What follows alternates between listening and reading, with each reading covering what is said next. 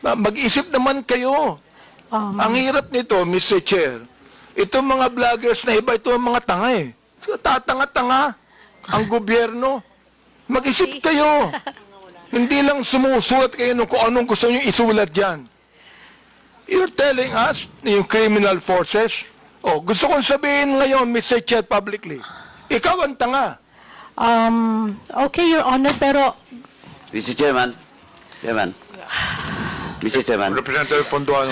Mr. Chairman, just a matter of protocol, may I move to strike out the statement of the Chairman Abante Second. addressed to MJ. Second, Mr. Chair. Thank you, Mr. Chairman. Any objection? There being none, the uttered words is stricken off. walang patid na pag-apologize ko is coming from the fact na dahil ayoko pong makontempt, ayoko pong ma-detain, dahil may dalawa po akong nasa critical condition na nanay at mother-in-law. Yun po yun. Pero sa mainstream media at social media ngayon, pinagtatawanan ako dahil nag-apologize ako at tinawag akong tanga. But I cannot forgive myself if I don't speak now and tell you the truth.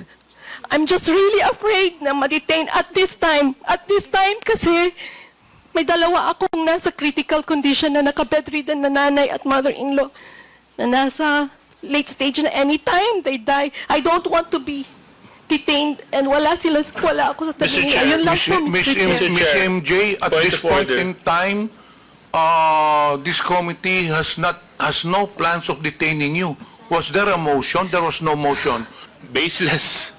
Wala pa namang motion, wala pa namang nagsasabi na iko-contempt ka, wala pa namang, not unless of course you're hiding the truth. So dun pwede ka matakot. Kaso lang kung wala naman po kayong itinatago at buong katotohanan ng sinasabi ninyo, di wala po dapat kayong ikabahala. At saka wala po dapat kayong dahilan para umiyak.